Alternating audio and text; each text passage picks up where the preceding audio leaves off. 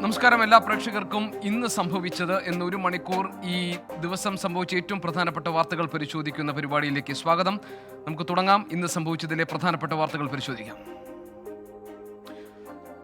സുരക്ഷാ വീഴ്ചയിലെ പ്രതിപക്ഷ ബഹളത്തിൽ സ്തംഭിച്ചു പാർലമെന്റ്. സഭാ നടപടികൾ തടസ്സപ്പെടുത്തി എന്നാരോപിച്ച് ലോക്സഭാ എംപിമാർക്കെതിരെ കൂട്ട നടപടി. കേരളത്തിൽ നിന്നുള്ള 6 എംപിമാർ ഉൾപ്പെടെ 14 പേർ സസ്പെൻഡ് ചെയ്തു. വണ്ടിപ്പെരിയാറിൽ 6 വയസ്സുകാരിയെ പീഡിപ്പിച്ചു കൊലപ്പെടുത്തിയ കേസിലെ പ്രതിയെ വെറുതെ വിട്ടു. അർജുൻ കുറ്റക്കാരനല്ലെന്ന കട്ടപ്പന അതിവേഗ കോടതി വിധിച്ചു. ശബരിമലയിൽ നിന്നുള്ള വിശേഷങ്ങൾ ഇന്ന് തിരക്ക് നിയന്ത്രണ വിധേയമാണ് എന്നതാണ്. ഭക്തർക്ക് ആവശ്യമായ എല്ലാ സൗകര്യങ്ങളും ഒരുക്കിയിട്ടുണ്ടെന്ന് സന്നിധാനത്തെത്തിയ ദേവസ്വം മന്ത്രി കെ രാധാകൃഷ്ണൻ പറഞ്ഞു. ഇതുൾപ്പെടെയുള്ള ഇന്നത്തെ പ്രധാനപ്പെട്ട വാർത്തകൾ നോക്കാം. സ്വാഗതം ഇന്ന് സംഭവിച്ചതിലേക്ക്.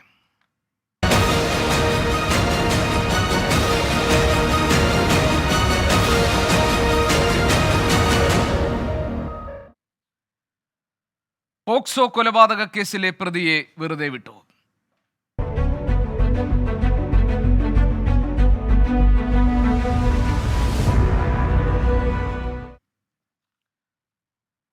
വണ്ടിപ്പെരിയാറിൽ 6 വയസ്സുകാരിയെ പീഡിപ്പിച്ച് കൊലപ്പെടുത്തിയ കേസിലെ പ്രതിയെ കോടതി വെറുതെ വിട്ടു. അർജുൻ കുറ്റക്കാരനല്ലെന്ന് കട്ടപ്പന അതിവേഗ കോടതിയാണ് വിധിച്ചത്. അർജുനെതിരെ പോലീസ് ചുമത്തിയ ബലാത്സംഗം, കൊലപാതകം ഉൾപ്പെടെ ഒരു കുറ്റവും പ്രോസിക്യൂഷന് തെളിയിക്കാനായില്ലെന്നും കോടതി അഭിപ്രായപ്പെട്ടു. പ്രതിയെ വെറുതെ വിട്ടതിൽ കുട്ടിയുടെ മാതാവ് കോടതി പരിസരത്ത് ശക്തമായി പ്രതിഷേധിച്ചു. നീതി നിഷേധിക്കപ്പെട്ടെന്നും പ്രതി എല്ലാ സംവിധാനങ്ങളും വിലക്കെടുത്തുവെന്നും കുട്ടിയുടെ മാതാവ് പ്രതികരിച്ചു. കോടതി വിധിക്കെതിരെ അപ്പീൽ നൽകുമെന്ന് special public prosecutor Sunil Maheshwaran Pillai പറഞ്ഞു. തെളിവ് നശിപ്പിക്കാൻ പ്രതിക്ക് അവസരം കിട്ടിയെന്നും സ്പെഷ്യൽ പബ്ലിക് പ്രോസിക്യൂട്ടർ പറഞ്ഞു. പെൺകുട്ടിയുടെ കുടുംബത്തിന് സർക്കാർ നിയമസഹായം നൽകുമെന്ന് മന്ത്രി കെ രാധാകൃഷ്ണനും പ്രതികരിച്ചു. നമുക്ക് ആദ്യം എന്താണ് ഇന്നത്തെ കോടതി വിധി, അതിന്റെ വിശദാംശങ്ങൾ പരിശോധിക്കാം. അതിനുശേഷം വിവിധ പ്രതികരണങ്ങൾ നമുക്ക് നോക്കാം. രാഹുൽ വിജയൻ ഇടുക്കിയിൽ നിന്ന് വിവരങ്ങളുമായുണ്ട്. രാഹുൽ, ഇത് കേരളം മുഴുവൻ ശ്രദ്ധിച്ച വാർത്തയാണ്. കേരളത്തിന്റെ പൊതുമനസാക്ഷിയെ നടുക്കിയ വാർത്തയാണ്. ഇതിൽ ബലാത്സംഗ കുറ്റവും കൊലപാതകവും തെളിയിക്കാൻ പ്രോസിക്യൂഷന് കഴിഞ്ഞില്ല എന്ന് കണ്ടാണല്ലോ ഈ പ്രതിയെ കോടതി വെറുതെ വിട്ടത്. എന്താണ് വിധിന്യായത്തിലെ പ്രധാനപ്പെട്ട ഭാഗങ്ങൾ? വിധിന്യായത്തിന്റെ പൂർണ്ണരൂപം നമുക്ക് ലഭ്യമായിട്ടുണ്ടോ? നമുക്ക് ലഭിക്കുന്ന വിവരങ്ങൾ എന്തൊക്കെയാണ്?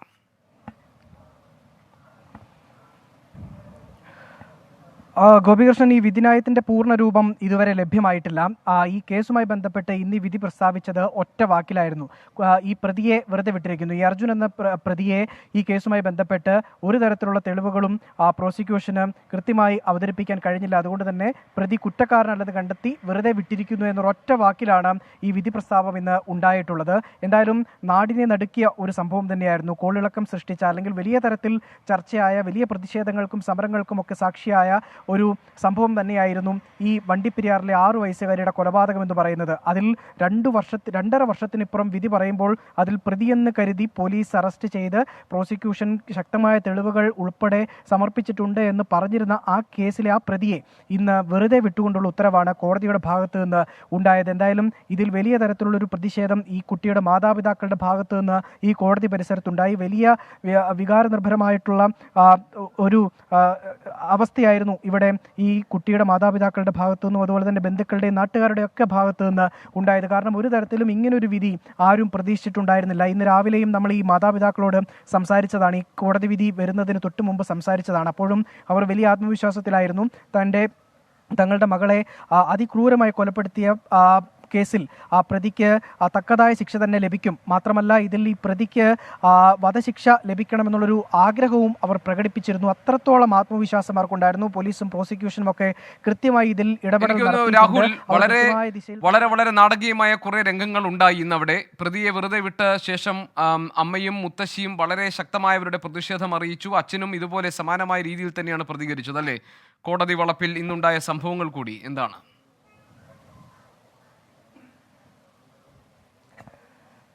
തീർച്ചയായിട്ടും ഗോപികൃഷ്ണൻ, വലിയ തരത്തിലുള്ളൊരു പ്രതിഷേധം ഇവരുടെ ഭാഗത്തുനിന്നുണ്ടായി. വളരെ വികാരപരമായിട്ടുള്ളൊരു പ്രതികരണമാണ് അവരുടെ ഭാഗത്തുനിന്നുണ്ടായത്. കാരണം അത് സ്വാഭാവികമാണ്. കാരണം ഇങ്ങനൊരു വിധി ഒരു തരത്തിലും നമ്മൾ ആരും തന്നെ വിചാരിച്ചിട്ടുള്ളൊരു വിധിയല്ല.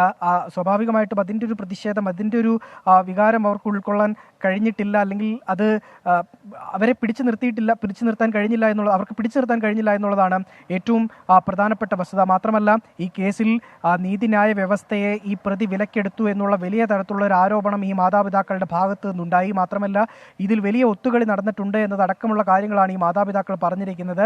ഇതിൽ മേൽക്കോടതിയിലേക്ക് പോകുമെന്നുള്ളൊരു കാര്യം മാതാപിതാക്കൾ പറഞ്ഞിട്ടുണ്ട്. മാത്രമല്ല പുറത്തിറങ്ങി നടക്കാൻ പറ്റത്തില്ലാത്ത രീതിയിലേക്ക് ഇവനെ കൊണ്ടുചെന്ന് എത്തിക്കും എന്നുള്ളൊരു അവരുടെ ആ ഒരു വിഷമത്തിൽ. രാഹുൽ, നമുക്ക് ഇന്ന് ആ മാതാവ് പറഞ്ഞത് എന്താണെന്ന് കേൾക്കാം. നീതി നിഷേധിക്കപ്പെട്ടുവെന്നും പ്രതി എല്ലാ സംവിധാനങ്ങളും വിലക്കെടുത്തു എന്നുമാണ് കുട്ടിയുടെ മാതാവ് പ്രതികരിച്ചത്. വളരെ വൈകാരികമായ ആ അമ്മയുടെ പ്രതികരണം നമുക്ക് ആദ്യം കാണാം.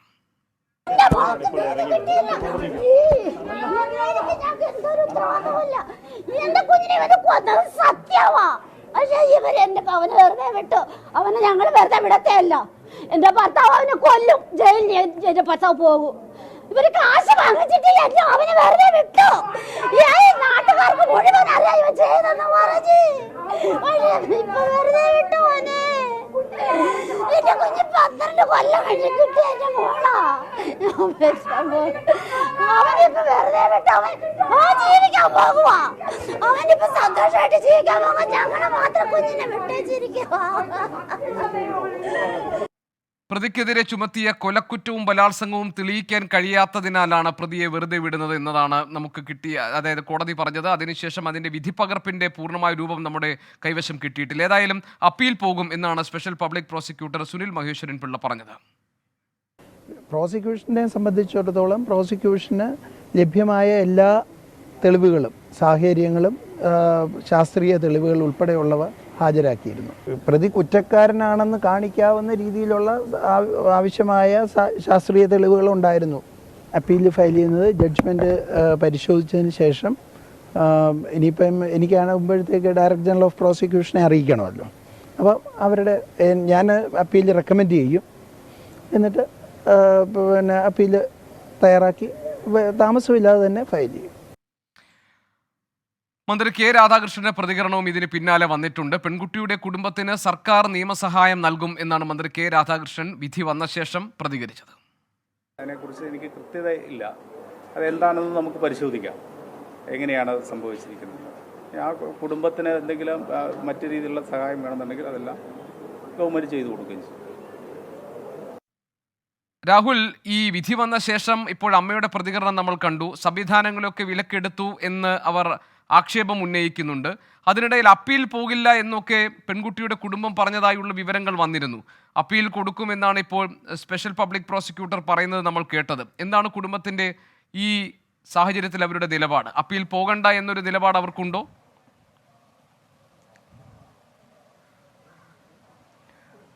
അപ്പീൽ പോകുമെന്നുള്ള നിലപാടാണ് അവർ അവസാനം നമ്മളോട് പറഞ്ഞത്. ആദ്യഘട്ടത്തിൽ ആ ഒരു വൈകാരികമായിട്ടുള്ളൊരു പ്രകടനത്തിൽ അവർ അപ്പീലിന് പോകുന്നില്ല, നേരിട്ട് കൈകാര്യം ചെയ്യുമെന്നതടക്കമുള്ള കാര്യങ്ങൾ അവർ പറഞ്ഞു പോയതാണ്. പക്ഷേ അങ്ങനെയല്ല, അപ്പീലിന് പോകും, മേൽക്കോടതിയെ സമീപിക്കുമെന്നുള്ളത് മാതാപിതാക്കൾ കൃത്യമായി തന്നെ അവർ പറഞ്ഞിട്ടുണ്ട്. അത് കൃത്യമായി ബൈറ്റ് നൽകുകയും ചെയ്തതാണ്. അതിന് പിന്നാലെ ഈ പബ്ലിക് പ്രോസിക്യൂട്ടറും അതിൽ വ്യക്തത വരുത്തിയിട്ടുണ്ട്. അപ്പീൽ നൽകും, കാരണം എല്ലാ തരത്തിലുള്ള തെളിവുകളും ഈ കേസുമായി ബന്ധപ്പെട്ട് കോടതിയിൽ നൽകിയതാണ്. അതെന്തുകൊണ്ടത് കൃത്യമായി പരിഗണിക്കപ്പെട്ടില്ല എന്നതടക്കമുള്ള വലിയ ചോദ്യങ്ങൾ ഇപ്പോഴും നിൽക്കുകയാണ്. മാത്രമല്ല, ഇതിലെടുത്ത് പറയേണ്ട ഒരു കാര്യം, ഈ അർജുൻ പ്രതിയല്ല എങ്കിൽ ഈ യഥാർത്ഥ പ്രതി ആരാണ്? ഈ പെൺകുട്ടിയെ കഴുത്ത് ഞെരിച്ചു കൊലപ്പെടുത്തിയതാണ്, ക്രൂരമായ ബലാത്സംഗത്തിനിരയായിട്ടുണ്ട് ഈ 6 വയസ്സുകാരി എന്ന് പോസ്റ്റ്മോർട്ടം റിപ്പോർട്ടിൽ കൃത്യമായിട്ടും വ്യക്തമായിട്ടുള്ളതാണ്. അങ്ങനെയെങ്കിൽ യഥാർത്ഥ പ്രതി ആര്? ഈ അർജുൻ അല്ല പ്രതിയെങ്കിൽ യഥാർത്ഥ പ്രതി ആര് എന്നുള്ള വലിയൊരു ചോദ്യം അവിടെ ഇപ്പോഴും നിൽക്കുന്നുണ്ട്. ഇതിൽ പ്രോസിക്യൂട്ടർ പറഞ്ഞ പ്രധാനപ്പെട്ട ഒരു കാര്യം കൂടിയുണ്ട്. എല്ലാ തരത്തിലുള്ള തെളിവുകളും ഉണ്ടായിരുന്നു. ഈ അർജുൻ്റെ ഈ വസ്ത്രത്തിൻ്റെ നാരുകൾ ഉൾപ്പെടെ ഈ കുട്ടിയുടെ കയ്യിലും അതുപോലെ തന്നെ നഖത്തിനിടയിലും ഒക്കെ കണ്ടെത്തിയിട്ടുള്ളതാണ്. അത് കൃത്യമായിട്ടും FSL ലാബിൽ പരിശോധനയ്ക്ക് അയച്ച് അത് കൃത്യമാണെന്ന് ബോധ്യപ്പെട്ടതുമാണ്. മാത്രമല്ല, ഈ കുട്ടിയുടെ വസ്ത്രത്തിൽ നിന്ന് അടക്കം സാമ്പിളുകൾ ലഭിച്ചിട്ടുള്ളതാണ്. പക്ഷേ അത് DNA പരിശോധനയ്ക്ക് വേണ്ടി അത്രയും പര്യാപ്തമായിരുന്നില്ല അതിൻ്റെ അളവ് എന്നുള്ളതാണ് മനസ്സിലാക്കാൻ കഴിഞ്ഞത്. അതാണ് ഒരു ചെറിയ വീഴ്ച എന്നെങ്കിലും പറയാനുള്ളത്. ബാക്കി എല്ലാ തരത്തിലുള്ള തെളിവുകളും കൃത്യമായ തെളിവുകൾ പ്രോസിക്യൂഷൻ സമർപ്പിച്ചതാണ്. പോലീസ് അതെല്ലാം കൃത്യമായി കണ്ടെത്തി സമർപ്പിച്ചതാണ്. പക്ഷേ അതൊന്നും എന്തുകൊണ്ടോ പരിഗണിക്കപ്പെട്ടില്ല എന്നുള്ളതാണ് പറയുന്നത്. അതുകൊണ്ട് തന്നെയാണ് മേൽക്കോടതിയെ സമീപിക്കും, ഉടൻ തന്നെ അതിനുള്ള നടപടിക്രമങ്ങൾ പൂർത്തിയാക്കി ഹൈക്കോടതിയിൽ അപ്പീൽ നൽകുമെന്നുള്ളത് പ്രോസിക്യൂഷൻ കമ്മീഷൻ വ്യക്തമാക്കിയിട്ടുള്ളത്. മാതാപിതാക്കളും അതേ നിലപാടിൽ തന്നെയാണ്, ഈ നിയമ നടപടിയുമായി തന്നെ മുന്നോട്ട് പോകും ശരി എന്നുള്ളതാണ്. രാഹുൽ, ഏതായാലും നിയമ നടപടിയുമായി മുന്നോട്ട് പോകും എന്നാണ് പെൺകുട്ടിയുടെ മാതാപിതാക്കൾ പറഞ്ഞിരിക്കുന്നത്. അപ്പീൽ നൽകാനുള്ള തീരുമാനം ഇതിനോടകം തന്നെ അറിയിക്കുകയും ചെയ്തിട്ടുണ്ട്. പെൺകുട്ടികൾക്ക് വേണ്ട നിയമസഹായം, പെൺകുട്ടിയുടെ കുടുംബത്തിന് വേണ്ട നിയമസഹായം നൽകുമെന്നാണ് മന്ത്രി കെ രാധാകൃഷ്ണൻ പറഞ്ഞത്. രാഹുൽ വിജയൻ ഇടുക്കിയിൽ നിന്ന് ഈ വിധിയുടെ അതോടൊപ്പം തന്നെ അവിടെ നടന്ന ഇന്നത്തെ സംഭവങ്ങളുടെയും പ്രധാനപ്പെട്ട വിവരങ്ങൾ നൽകുകയായിരുന്നു. പാർലമെന്റിൽ പ്രതിപക്ഷ പ്രതിഷേധം, സസ്പെൻഷൻ.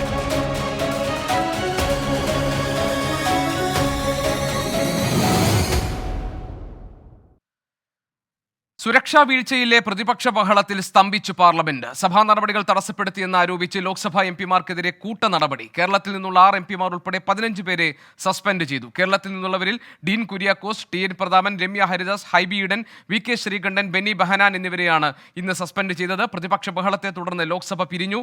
ലോക്സഭയുടെ നടുത്തളത്തിൽ അതിക്രമിച്ചു കയറി പ്രതിഷേധിച്ച കേസിൽ മുഖ്യ ആസൂത്രകൻ ബംഗാൾ സ്വദേശി ലളിത് ഷാ ഇന്ന് സൂചന. ബംഗാളിലെ നിരവധി NGO-കളുമായി ഇയാൾക്ക് ബന്ധമുണ്ട് എന്നാണ് അറിയാൻ കഴിയുന്നത്. അറസ്റ്റിലായ പ്രതികളെ ഡൽഹി പട്യാല ഹൗസ് കോടതിയിൽ ഹാജരാക്കി. സഭാ നടപടികളും അതോടൊപ്പം ഇന്നത്തെ സസ്പെൻഷൻ നടപടികളും സംബന്ധിച്ച വിവരങ്ങൾ ബൽറാം നെടുങ്ങാടി നൽകും. അതോടൊപ്പം തന്നെ ഈ കേസിന്റെ അന്വേഷണം ഏത് നിലയിൽ പുരോഗമിക്കുന്നതിന്റെ വിശദാംശങ്ങൾ നിതിൻ അംബുജൻ നൽകും. ഞങ്ങളുടെ 2 പ്രതിനിധികളും വിവരങ്ങളുമായി നമുക്കൊപ്പം ചേരുന്നുണ്ട്. എനിക്ക് ആദ്യം ബൽറാമിലേക്ക് വരാം. ബൽറാം, ഇന്നത്തെ സഭാ നടപടികൾക്കിടെ അതിരൂക്ഷമായ ഭാഷയിലുള്ള പ്രതികരണങ്ങൾ ഇന്ന് സഭയിൽ പ്രതിപക്ഷത്തിന്റെ ഭാഗത്തുനിന്നുണ്ടായി. സഭാ നടപടികൾ തടസ്സപ്പെടുന്ന സാഹചര്യമുണ്ടായി, തുടർന്ന് സസ്പെൻഷനും. എന്താണ് ഇന്ന് സഭയിൽ സംഭവിച്ചത്? ഗോപികൃഷ്ണൻ, ഇന്ന് സഭാ നടപടികൾ ആരംഭിക്കുന്ന ഘട്ടത്തിൽ തന്നെ പ്രതിപക്ഷത്തിന്റെ യോഗം ചേരുകയും പ്രതിപക്ഷം ഇക്കാര്യത്തിൽ കഴിഞ്ഞ ദിവസം നടന്ന ഈ സുരക്ഷാ വീഴ്ച സംബന്ധിച്ച് വിശദീകരണം നൽകാതെ മറ്റൊരു നടപടികളിലേക്കും കടക്കാൻ അനുവദിക്കില്ല എന്ന തീരുമാനമെടുക്കുകയും ചെയ്തിരുന്നു. തുടർന്ന് ഇരു സഭകളിലും ഈ വിഷയം മറ്റ് വിഷയങ്ങൾ നിർത്തിവെച്ച് ഈ വിഷയം ചർച്ച ചെയ്യണം എന്ന് ആവശ്യപ്പെട്ട് പ്രതിപക്ഷ അംഗങ്ങൾ നോട്ടീസ് നൽകിയിരുന്നു. ഈ അടിയന്തര പ്രമേയ നോട്ടീസുകൾ ഇരു സഭകളിലും അധ്യക്ഷന്മാർ അനുവദിച്ചില്ല. തുടർന്ന് സഭാ നടപടികളിലേക്ക് കടക്കുന്ന ഘട്ടത്തിൽ വിഷയത്തിൽ പ്രതിപക്ഷം ശക്തമായ പ്രതിഷേധം ഉയർത്തി. പ്രധാനമന്ത്രി അല്ലെങ്കിൽ ആഭ്യന്തരമന്ത്രി, ഇതിൽ 2 പേരും ആരെങ്കിലും ഒരാൾ ഈ വിഷയത്തിൽ വിശദീകരണം നൽകണമെന്ന ആവശ്യമാണ് പ്രതിപക്ഷം ഉന്നയിച്ചത്. ലോക്സഭയിൽ എന്നാൽ പ്രതിരോധ മന്ത്രി രാജ്നാഥ് സിംഗ് പ്രതികരണവുമായി രംഗത്തു വന്നു. സമാനമായ സംഭവങ്ങൾ മുൻപുണ്ടായിട്ടുണ്ടെന്നും അതുകൊണ്ട് തന്നെ ഈ അനാവശ്യമായ പ്രതിഷേധം ഉയർത്തുകയാണ് പ്രതിപക്ഷമെന്നും ഈ പ്രതിപക്ഷാംഗങ്ങൾക്കെതിരെ നടപടിയെടുക്കണമെന്നും രാജ്നാഥ് സിംഗ് ആവശ്യപ്പെടുകയായിരുന്നു. തുടർന്ന് 3 എംപിമാർ കേരളത്തിൽ നിന്നുള്ള ഡീൻ കുര്യാക്കോസ്, ടി.എൻ. പ്രതാപൻ, ഹൈബി ഈഡൻ എന്നിവരെ സ്പീക്കർ ശാസിച്ചു. തുടർന്ന് സഭ പിരിയുകയായിരുന്നു. രാജ്യസഭയിൽ അതേസമയം തുടക്കം മുതൽ തന്നെ പ്രതിഷേധമായിരുന്നു. അതീവ രോക്ഷാകുലനായാണ് തുടക്കം മുതൽ തന്നെ സഭാധ്യക്ഷൻ ഉപരാഷ്ട്രപതി ജഗ്ദീപ് ധങ്കർ പ്രതിപക്ഷാംഗങ്ങളോട് പെരുമാറിയത്. പ്രതിപക്ഷാംഗങ്ങളെ പലതവണ അദ്ദേഹം ശാസിക്കുകയും രാജ്യത്തിനാകെ നാണക്കേടുണ്ടാക്കുന്നതാണ് ഈ ഉപരിസഭയിലെ അംഗങ്ങളുടെ ഇത്തരത്തിലുള്ള പെരുമാറ്റം എന്നതടക്കമുള്ള പ്രയോഗങ്ങൾ അദ്ദേഹത്തിന്റെ ഭാഗത്തു നിന്നും ഉണ്ടായി. എന്നാൽ ഇന്ന് രാജ്യസഭയിൽ ഈ പ്രതിപക്ഷത്തിന്റെ പ്രതിഷേധത്തിന്റെ കുന്തമുനയായി മാറിയത് തൃണമൂൽ കോൺഗ്രസ് അംഗമായ ഡെറിക് ഒബ്രയൻ തന്നെയാണ്. അദ്ദേഹത്തിനെതിരെ അതിരൂക്ഷമായ വിമർശനങ്ങളാണ് ഉപാധ്യക്ഷൻ ജഗ്ദീപ് ധങ്കർ ഉന്നയിച്ചത്. നേരത്തെ പശ്ചിമബംഗാൾ ഗവർണർ ആയിരുന്ന ജഗ്ദീപ് ധങ്കർ ഈ സഭയിൽ ഉപരാഷ്ട്രപതിയായി എത്തിയത് മുതൽ തന്നെ പിന്നീട് നടന്ന ഓരോ സമ്മേളന കാലയളവിലും തൃണമൂൽ അംഗം ഡെറിക് ഒബ്രോനുമായി കൊമ്പുകോർത്തിട്ടുണ്ട്. സമാനമായ ഒരു സാഹചര്യം ഇന്നും ഉണ്ടായി. ഡെറിക് ഒബ്രോയിനെ സഭയിൽ നിന്നും പുറത്തു പോകാൻ സ്പീക്കർ ആവശ്യപ്പെടുകയായിരുന്നു. എന്നാൽ അതിന് അദ്ദേഹം തയ്യാറായില്ല. പ്രതിഷേധം സഭയ്ക്കകത്ത് തന്നെ തുടർന്നു. പിന്നീട് സഭ പിരിഞ്ഞു. 2 തവണ പിരിഞ്ഞ് ഇപ്പോൾ ഏറ്റവും ഒടുവിൽ 4 മണിക്ക് സമ്മേളിച്ച ഘട്ടത്തിലും ഡെറിക് ഒബ്രയൻ ഈ രാജ്യസഭ ചേംബർ വിട്ടുപോകാൻ തയ്യാറാകാതെ തന്റെ പ്രതിഷേധം തുടർന്നു. മറ്റ് പ്രതിപക്ഷാംഗങ്ങൾ ബഹളം തുടർന്നു. ഈ സഭയിൽ ഇന്ന് കേരളത്തിൽ നിന്നുള്ള എംപിമാർ സ്വീകരിച്ചൊരു നിലപാട് എന്തായിരുന്നു? അവരിൽ ചിലർ സസ്പെൻഡ് ചെയ്യപ്പെട്ടിട്ടുണ്ടല്ലോ ഇന്ന്. ഗോപികൃഷ്ണൻ, ലോക്സഭയിൽ നിന്നും 14 അംഗങ്ങളും രാജ്യസഭയിൽ നിന്നും 1 അംഗവും ഉൾപ്പെടെ 15 അംഗങ്ങളെയാണ് ഇന്ന് പാർലമെന്റിൽ സസ്പെൻഡ് ചെയ്തത്. കേരളത്തിൽ നിന്നും ഡീൻ കുര്യാക്കോസ്, ടി.എൻ. പ്രതാപൻ, രമ്യ ഹരിദാസ്, ഹൈബി ഈഡൻ, വി.കെ. ശ്രീകണ്ഠൻ, ബെന്നി ബെഹനാൻ എന്നിവർക്ക് അടക്കമുള്ള 14 പേർക്കാണ് സസ്പെൻഷൻ ഉണ്ടായിരിക്കുന്നത്. ആദ്യഘട്ടത്തിൽ 5 പേരെയായിരുന്നു സസ്പെൻഡ് ചെയ്തത്. പിന്നീട് സഭ പിരിഞ്ഞ് വീണ്ടും സമ്മേളിച്ചപ്പോഴും ബഹളം തുടർന്ന സാഹചര്യത്തിലാണ് വി.കെ. ശ്രീകണ്ഠൻ, ബെന്നി ബെഹനാൻ എന്നിവരും Muhammad Javed, PR Natarajan, K Subrahmanyam, SR Parthiban, S Venkatesan എന്നിവരെയും സസ്പെൻഡ് ചെയ്തിരിക്കുന്നത് സഭാ ചട്ടങ്ങൾക്ക് അല്ലെങ്കിൽ സഭയിലെ പെരുമാറ്റങ്ങൾക്ക് വിരുദ്ധമായ നടപടിയാണ് ഉണ്ടായത് ഇവരിൽ നിന്നും എന്ന് ആരോപിച്ചുകൊണ്ടാണ് ഈ സസ്പെൻഷൻ നടപടി ഉണ്ടായത്. പ്രതിരോധ മന്ത്രി രാജ്നാഥ് സിംഗ് തന്നെയാണ് ഇത്തരത്തിലുള്ള നടപടികൾ പ്രതിപക്ഷത്തിന്റെ ഭാഗത്തു നിന്നുള്ള ഇത്തരം പ്രതിഷേധം അനാവശ്യമാണെന്നും നടപടിയെടുക്കണമെന്നുമുള്ള ആവശ്യം ഉന്നയിച്ചത്. കൂടാതെ പാർലമെന്ററി കാര്യമന്ത്രി പ്രഹ്ലാദ് ജോഷിയും ഇക്കാര്യം ആവർത്തിക്കുകയുണ്ടായി. ഇതിനെ തുടർന്നാണ് ഇത്തരത്തിലുള്ള ഒരു നടപടി ഉണ്ടായത്. ശരി ബൽറാം, ആഭ്യന്തരമന്ത്രി പ്രസ്താവന നടത്തണമെന്ന ആവശ്യം ഉന്നയിച്ചുകൊണ്ടാണ് ഇന്ന് പ്രതിപക്ഷാംഗങ്ങൾ സഭയിൽ ബഹളം വെച്ചത്. സഭയിൽ ആ ബഹളം തുടർന്നതിനെ തുടർന്ന് അംഗങ്ങൾക്ക് നടപടി നേരിടേണ്ടി വന്നിട്ടുണ്ട്. അതിൽ കേരളത്തിലെ MP-മാരും ഉൾപ്പെടുന്നുണ്ട്. അതിന്റെ വിശദാംശങ്ങളാണ് ബൽറാം നെടുങ്ങാടി നമ്മളുമായി പങ്കുവച്ചത്. ഇനി നമുക്ക് നോക്കാനുള്ളത് പാർലമെന്റിനകത്ത് സഭാ നടപടികൾ നടന്നുകൊണ്ടിരിക്കുമ്പോൾ രണ്ടുപേർ അതിക്രമിച്ചു കയറിയതുമായി ബന്ധപ്പെട്ട കേസിലെ അന്വേഷണം ഏത് നിലയിൽ പുരോഗമിക്കുന്നു എന്നുള്ളതാണ്.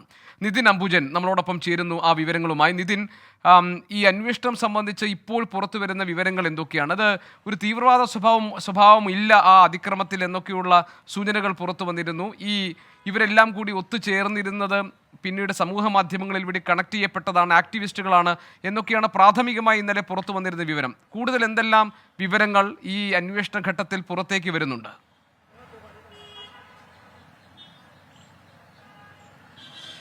ഗോപി, ഇതുവരെ പോലീസ് അത്തരമൊരു വിവരങ്ങളും തന്നെ പങ്കുവച്ചിട്ടില്ല. പക്ഷേ അതിന്റെ എല്ലാം തന്നെ സാധ്യതകൾ പോലീസ് പരിശോധിക്കുന്നുണ്ട്. എല്ലാ വശങ്ങളിലുള്ള അന്വേഷണം ഇപ്പോൾ മുന്നോട്ട് പോവുകയാണ്. നിലവിൽ ഇപ്പോൾ പ്രതികളെ പട്യാല ഹൌസ് കോടതിയിൽ ഹാജരാക്കിയിട്ടുണ്ട്. പ്രതികളെ ഹാജരാക്കുന്നതിന്റെ ഭാഗമായി വലിയ സുരക്ഷാ നടപടികളാണ് ഇപ്പോൾ പട്യാല ഹൌസ് കോടതിയിൽ ഒരുക്കിയിരിക്കുന്നത്. എന്തായാലും UAP-യുടെ 18 വകുപ്പുകൾ പ്രകാരമാണ് പ്രതികൾക്കെതിരെ കേസെടുത്തത്. പോലീസ് നൽകുന്ന വിവരം കൃത്യമായ ആസൂത്രണത്തോടുകൂടിയാണ് ഈ കുറ്റകൃത്യം നടത്തിയിരിക്കുന്നത്. ഇതിനായി 1.5 വർഷം മുൻപ് തന്നെ പ്രതികൾ മൈസൂരിൽ യോഗം ചേർന്നു.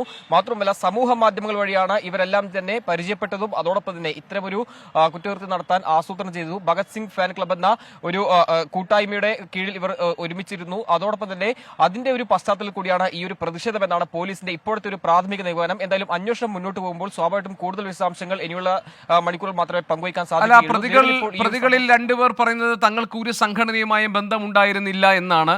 അവർക്ക് ഞങ്ങളുടെ ശബ്ദം പുറത്തു വരാൻ യാതൊരു സാഹചര്യവും ഈ രാജ്യത്തില്ല, അതുകൊണ്ടാണ് ഞങ്ങളുടെ പ്രതിഷേധം എന്നൊക്കെയാണ്. ഇതൊക്കെ ഈ അന്വേഷണ സംഘം പൂർണ്ണമായും മുഖവിലേക്ക് എടുക്കുന്നുണ്ടോ, അതോ ഇവർക്ക് പിന്നിൽ മറ്റാരെങ്കിലും ഉണ്ടെന്നോ ഏതെങ്കിലും സംഘടനകൾ ഉണ്ടോ എന്നോ അന്വേഷണ ഏജൻസികൾ സംശയിക്കുന്നുണ്ടോ?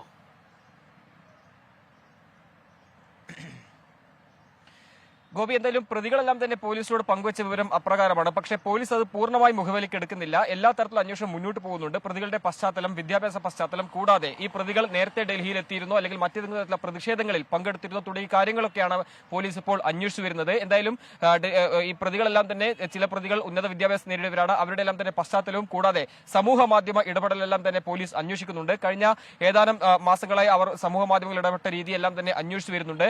മാത്രമല്ല സർക്കാർ വിരുദ്ധമായിട്ടുള്ള ചില ഈ വിലക്കയറ്റം അല്ലെങ്കിൽ മറ്റ് സർക്കാർ എതിരെയുള്ള പ്രക്ഷോഭ പരിപാടികളെല്ലാം തന്നെ ആസൂത്രണം ചെയ്യുന്ന സംഘത്തിൽപ്പെട്ട ആളുകളാണെന്നൊരു നിഗമനത്തിൽ തന്നെയാണ് ഇപ്പോഴും മുന്നോട്ട് പോകുന്നത്. എന്തായാലും അതുമായി ബന്ധപ്പെട്ട അന്വേഷണം മുന്നോട്ട് പോകുമ്പോൾ എല്ലാ വശങ്ങളിലൂടെ അന്വേഷണം ഇപ്പോഴും തുടരുന്നുണ്ട്. കാരണം ഒന്ന്, ഈ ഡൽഹിയിൽ ഈ സംഘങ്ങൾ വിവിധ സംസ്ഥാനങ്ങളുടെ സംഘമാണ് ഡൽഹിയിൽ ഒത്തുചേർന്നത്. മാത്രമല്ല ഡൽഹിയിലെത്തിയ സംഘം നേരത്തെ മനോരഞ്ജൻ എന്ന വ്യക്തി ഈ സഭയ്ക്കുള്ളിൽ നേരത്തെ തന്നെ കടന്നിരുന്നു. മാത്രമല്ല സഭയിലെ സുരക്ഷാ ക്രമീകരണങ്ങളെല്ലാം തന്നെ നിരീക്ഷിച്ചിരുന്നു. അത്തരമൊരു നിരീക്ഷണത്തിന്റെ പശ്ചാത്തലത്തിലാണ് സഭയിലേക്ക് പോകുമ്പോൾ ഷൂസിനകത്ത് ഈ പുകശൽ ഒളിപ്പിച്ചാൽ പിടിക്കപ്പെടില്ല എന്ന് മനസ്സിലാക്കിയത്. എന്തായാലും അതൊരു പ്രധാനപ്പെട്ട ഒരു കാരണമായി തന്നെ പിന്നീട് ഈ സഭയ്ക്കകത്ത് കയറിയ ശേഷം സന്ദർശക ഗാലറിയിൽ നിന്ന് ചാടി ഇറങ്ങാം MP-മാരുടെ ഇരിപ്പിടങ്ങളിലേക്ക് എന്നതിനൊക്കെ അവർക്ക് സ്വാഭാവികമായും ഒരു പരിശീലനം കിട്ടിയിട്ടുണ്ടാകണം, അവർക്കൊരു ഐഡിയ മനസ്സിനകത്തുണ്ടാകണം. അപ്പോൾ ഇതെല്ലാം വളരെ ആസൂത്രിതമായി പ്ലാൻ ചെയ്തു വന്നതാണ് എന്ന് തന്നെയാണല്ലോ ആയിരിക്കണമല്ലോ അന്വേഷണ സംഘം സംശയിക്കുന്നത്, അല്ലേ?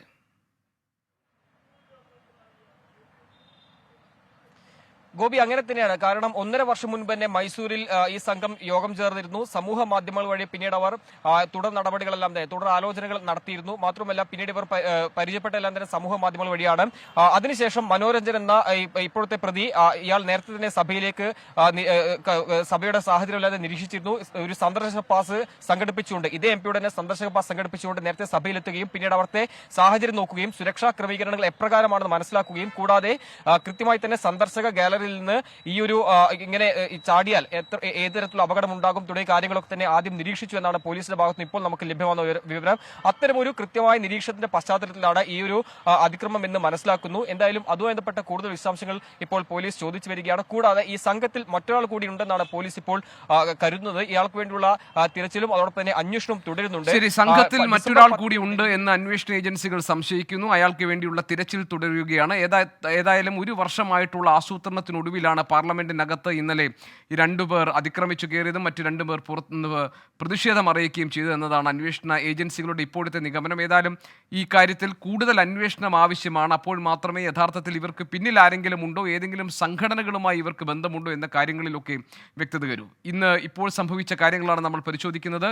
നമുക്കറിയാം, ശബരിമലയിലെ തിരക്ക് നിയന്ത്രണ വിധേയമായെങ്കിലും വിവാദങ്ങൾ ഇപ്പോഴും തുടരുകയാണ്. ശബരിമലയിലെ ഇന്നത്തെ വിശേഷങ്ങളിലേക്ക് നമ്മൾ വരും വളരെ ചെറിയ ഒരു ഇടവേളയ്ക്ക് ശേഷം. ശരണപാതയിൽ തിരക്കൊഴിയുമ്പോൾ വിവാദം മലകയറുന്നു.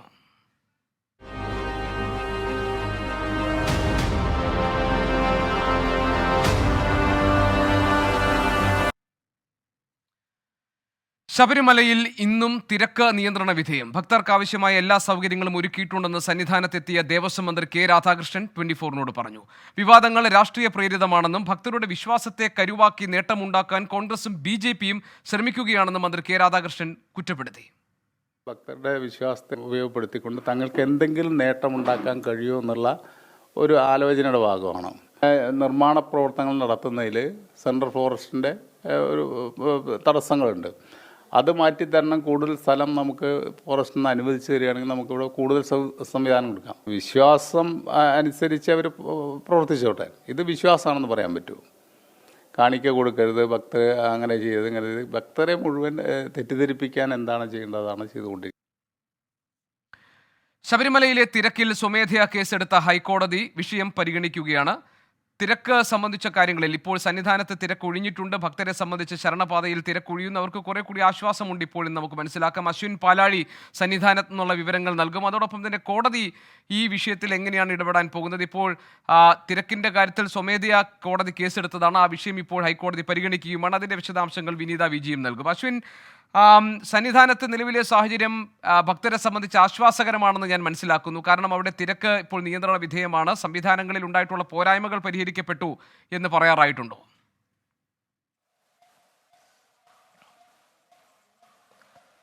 പോരായ്മകൾ പരിഹരിക്കപ്പെട്ടു എന്ന് കൃത്യമായി പറയണമെങ്കിൽ അടുത്ത 2 ദിവസത്തെ വിലയിരുത്തൽ കൂടി നടത്തേണ്ടി വരും. കാരണം ഇപ്പോൾ ഇടദിവസങ്ങളിൽ സ്വാഭാവികമായ ആളുകളുടെ വരവ് നന്നേ കുറവാണ്. ഇന്നും അതങ്ങനെ തന്നെയാണ് കണ്ടത്.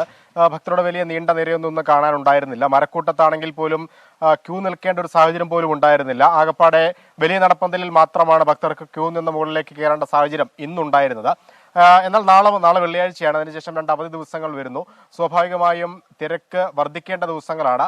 അങ്ങനെ വരുമ്പോൾ ഈ കഴിഞ്ഞ ആഴ്ചത്തെ തിരക്ക് കണ്ട് അതിന് മുൻകരുതൽ നടപടി എന്നോണം എടുത്ത നിയന്ത്രണങ്ങളും മുന്നൊരുക്കങ്ങളും ഒക്കെ ഫലപ്രദമായോ എന്നറിയണമെങ്കിൽ വരുന്ന ദിവസങ്ങളാണ് ഏറ്റവും പ്രധാനമായിട്ടുള്ളത്. എന്തായാലും ഈ ക്രിസ്മസ് അവധി കൂടി വരാനിരിക്കുന്ന സാഹചര്യത്തിൽ കൂടുതൽ ഒരുക്കങ്ങൾ, കൂടുതൽ സൗകര്യങ്ങൾ, അടിസ്ഥാന സൗകര്യങ്ങൾ ഉൾപ്പെടെ വർദ്ധിപ്പിക്കണമെന്നുള്ള ഒരു കാര്യമാണ് ഇന്ന് ദേവസ്വം മന്ത്രിയുടെ അധ്യക്ഷതയിൽ സന്നിധാനത്ത് ചേർന്ന അവലോകന യോഗത്തിൽ തീരുമാനമായിരിക്കുന്നത്.